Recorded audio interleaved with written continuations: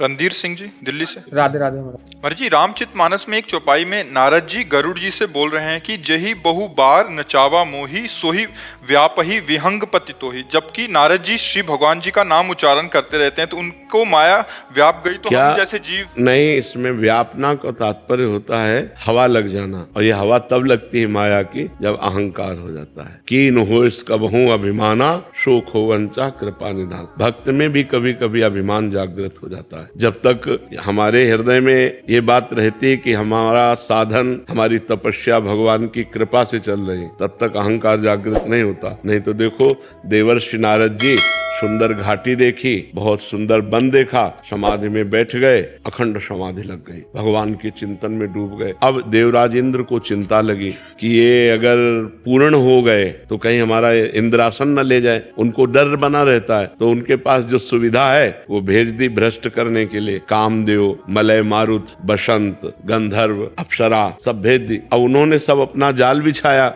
देवर्षि नारद जी की आंख खुली, उन्होंने काम आदि को बहुत प्यार से शांत भाव से, आओ आओ डरो मत, बैठो, हमारा आतिथ्य स्वीकार करो और आप फिर जाओ। ना तो काम हृदय में आया और न क्रोध ही आया। अब देवर्षि नारद जी जब इस घटना पर चिंतन किए, क्योंकि जब भगवान शंकर पर काम ने अटैक किया तो भगवान शंकर काम से पीड़ित नहीं हुए, लेकिन क्रोध आ गया और उन्होंने भस्म कर दिया। अब वो भगवान शंकर पर गए, वो शंकर जी के पास गए और कहा कि हमने काम पर विजय प्राप्त कर ली और हमें क्रोध भी नहीं आया। तो भगवान शंकर ने कहा हरि की कृपा से ऐसा है, पर हमारी बात मान लेना, कभी हरि से ऐसा मत कहना, भगवान से कभी ऐसा मत कहना। तो उनको लगा, चूंकि अहम आ चुका था, लगा कि एक क्रोध से युक्त हो गए थे तो हमारा यश निर्मल है, इसलिए कहते चुप रहना, किसी से कहना नहीं। वो सीधे हरि के पास ही गए और भगवान से जाके कहा कि प्रभु हमने आपकी कृपा से काम को जीत लिया। तो वाणी से तो निकल रहा था आपकी कृपा, लेकिन हृदय में ठसक अहंकार की थी। तो भगवान ने और उसे पुष्ट कर दिया कि अरे आप काम पर विजय प्राप्त कर ले तो क्या बात है,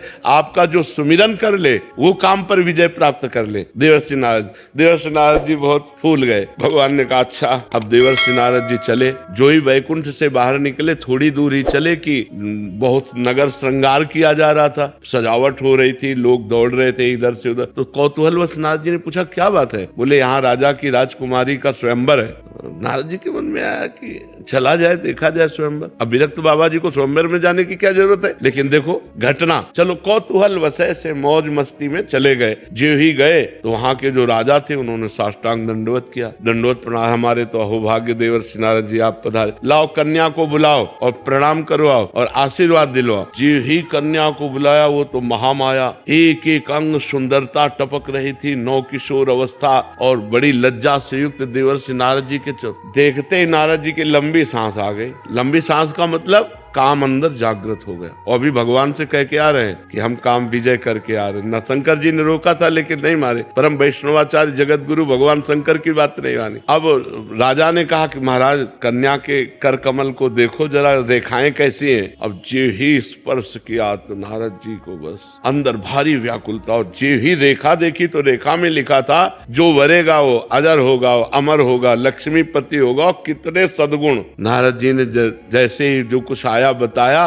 बस इसके बाद वो तो डूब गए, सोचने लगे कि मुझ नारद से ब्याह कैसे करेगी और मुझे ही ब्याह करना है, मेरे परम हितैषी भगवान श्री हरि है। ये बात देखो बहुत जोर की है कि माया से मोहित होने पर भी किसी अन्य का आश्रय नहीं लिया, उनका मेरे परम हितैषी भगवान हरि है। एकांत में गए और भगवान श्री हरि का सुमिरन किया तो भगवान प्रकट हो गए, बड़े कौतुकी। कहो देवर्षि नारद। बोले प्रभु बहुत बड़ी समस्या है। क्या समस्या है? बोले अब इस समय भजन साधन कुछ बनेगा नहीं, हमको उस राजकुमारी से ब्याह करना है, तो हमें हरि रूप चाहिए, आप करो जे। और एक बात और कह दी, जे विधि हो ये नाथ हित मोरा करो सुबेग दास में। जिस तरह मेरा हित हो, वो हित यही समझ रहे कि सुंदर रूप मिल जाएगा भगवान का, वो राजकुमारी हमको वरण कर लेगी। तो भगवान ने कहा कि हित ही नहीं, जे विधि हुई है परम हित।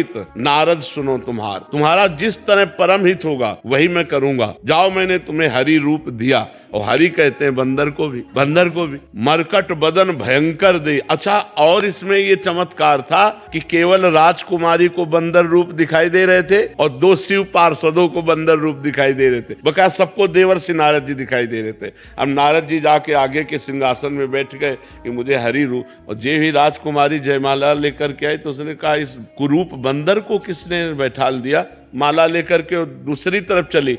अब नारद जी जिस राजा के पास जाते उठ के खड़ा हो जाता, क्योंकि सबको देवर्षि नारद दिखाई दे रहे। नारद जी आगे आगे बैठते, लेकिन राजकुमारी ने जयमाला नहीं डाली। थोड़ी देर में भगवान आए, नौ किशोर अवस्था सुंदर रूप, राजकुमारी ने जे ही जयमाला पहनाई, नारद जी का हृदय विकल हो गया कि अब तो हम जी नहीं पाएंगे। ये देखो माया का प्रभाव, जहां काम विजयी महात्मा वो कह रहे अब हम जी नहीं पाएंगे। तो शंकर जी के पार्षदों ने कहा थोड़ा अपना रूप भी तो देख लो। तो जल में जे ही रूप देखा, मरकट बदन भयंकर दे, अरे हमारे साथ छल किया गया। और भागे भगवान की तरफ तो देखा रास्ते में ही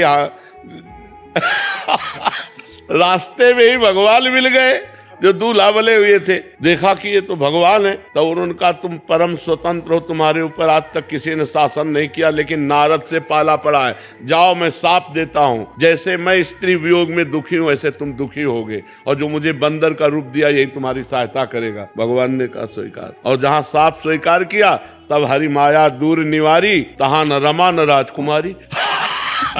तब नारद जी का होश आया, जब माया हटे, अरे प्रभु मैंने आपको साप दे दिया चरणों।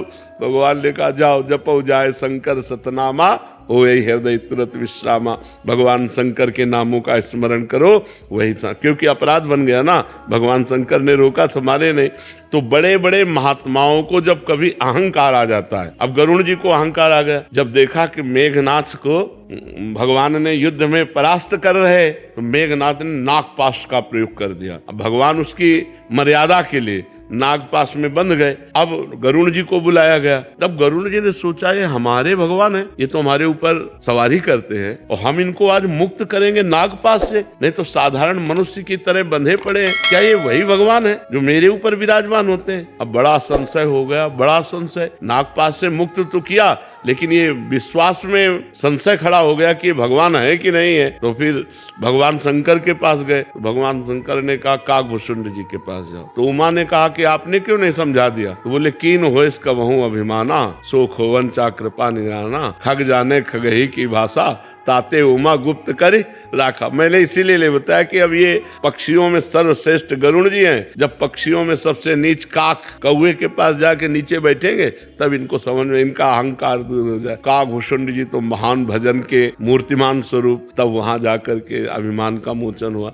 तो कई बार बड़े बड़े भक्तों को अभिमान आ जाता है, जब अभिमान आता है तो माया थप्पड़िया देती है, बकाया उनका नाश नहीं हो सकता, उनका पतन नहीं हो सकता। इसीलिए हर समय भगवान के चरणों का आश्रय लेना चाहिए कि कभी तपस्या और साधना का अहंकार भी ना आ जाए। हम बड़े ज्ञानी, हम बड़े भगत, तो फिर माया परीक्षा ले लेगी, और परीक्षा ले ले भगवान बचावे नहीं, माया परीक्षा ले ले तो फेल ही होना पड़ेगा। उसका ऐसा स्वरूप है, उसकी ऐसी जाल है कि उसमें फंस करके बड़े बड़े भ्रष्ट हो जाते हैं।